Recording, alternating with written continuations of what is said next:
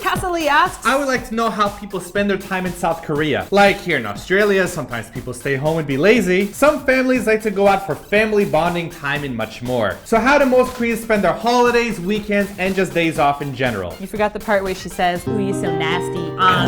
Ooh, what a lovely question. And this is very appropriate for this time of year because summertime is coming out, so you're going to see a lot more people out and about. Yes, I feel like we're mostly going to talk about park life because it seems to be like the big focus for Korean families. It's very fascinating how park life is different here than what I'm used to. Okay, there are tents in every single park that you go to. So many tents. We're talking like camping tents. It is intense.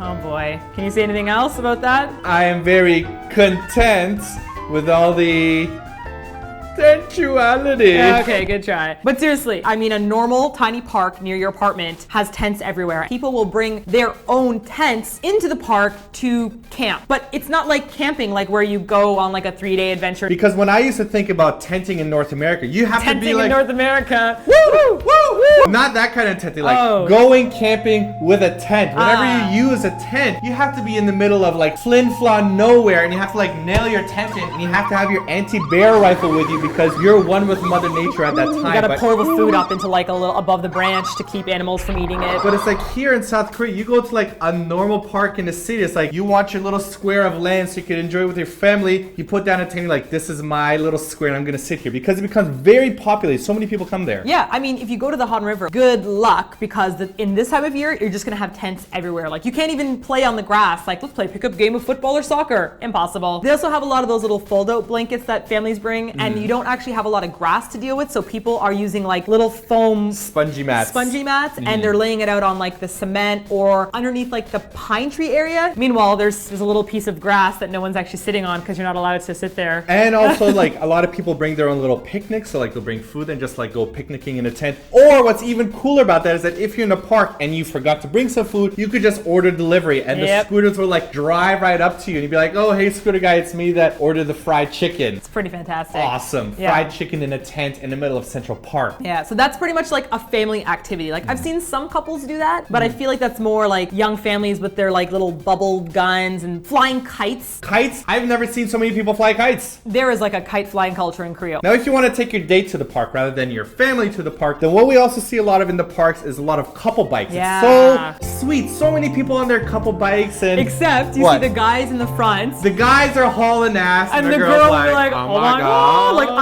I've seen a girl fully like texting on her phone with her feet up on the bar while the guy's like, well, she's texting with one hand and like using the whip with the other hand. No. Like, move it, bitch. So if you don't have a family to hang out with and you want to hang out with your loved one or other person you're dating, you're probably going to go to a coffee shop because it seems like on the weekends, the coffee shops are overrun with couples. And the thing is that it's not like they're like 1 or 2 coffee shops. There are coffee shops everywhere. Like when we did our YG skit in the Teddy Cafe, when we looked out the window across the street, there was a Nest Cafe and a Starbucks. Like 3 coffee shops so crammed together, and there's more everywhere. See, we talked about this before. We said in Canada, those coffee shops would probably go bankrupt if there were so many coffee shops that close by. But in Korea, it's like you can't seem to have enough coffee shops. They're like multi-leveled. It's like one coffee shop that takes up 3 levels, guys, and it's packed with people coupling together. And that sounds kind of sexual. And the whole thing that's really odd about the coffee shops here is that like I'm used to coffee shops in North America having like comfier chairs you could sit in, but here it's like they're so crowded with these tiny ass tables and these hard wooden chairs, and it's just so overrun. And the idea is like, well, we don't need big chairs because then if you have big chairs, then more people can't come in here. So many people in coffee shops. Whenever we want to go out and have fun and not necessarily spend a lot of money, we go to a convenience store, because what's cool about the convenience stores here is outside they've got tables and chairs, rickety plastic tables and chairs that you can sit down in with like $1 soju bottle that you bought, little paper cups for like 20 cents, and you could just buy a whole bunch of junk food and sit down like for a couple hours and just enjoy yourself. Yeah. I see a lot of guys doing that. I think a lot of them also will go to like the PCbangs and they play a lot of online games, and then they like go downstairs and they're like hanging out in the patio. And we see a lot of middle school students doing that as well, because they're probably coming out of their like tutoring center. I don't really see any stushy Gangnam girls being there like, oh my god, let's go to the GS25. But it's mostly like younger people that don't care about looking high class and whatnot. Although we still manage to see couples wearing their couple jogging pants and jogging shirts and like jogging hats while sitting on the patio. It's like, I'm still trendy while looking casual.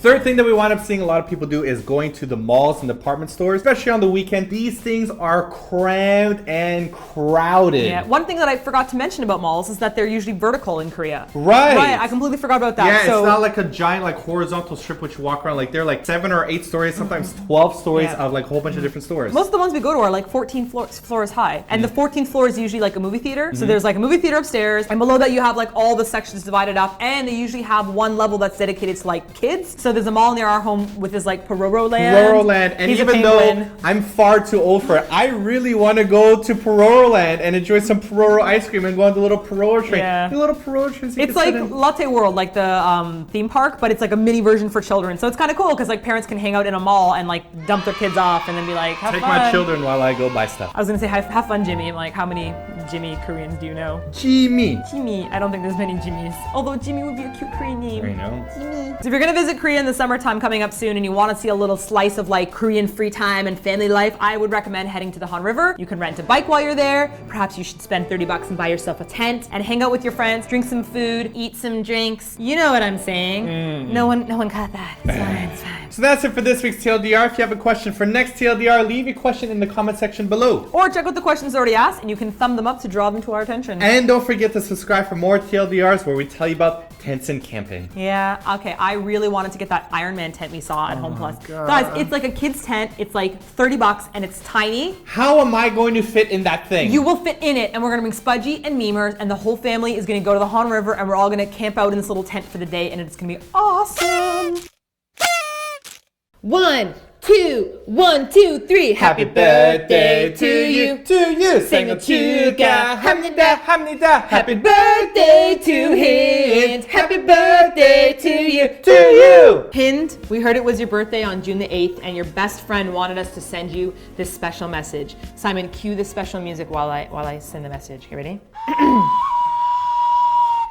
To my most favorite person, I wish you the happiest of birthdays. Good job, Simon. I'm so musically talented. Happy birthday, Hind. Your best friend is awesome. She actually bought one of our perk packages from the fundraiser, and she wanted us to send the message to you. So shout out to you guys in the UAE, and hope you had a good exam week, and happy birthday. Happy birthday.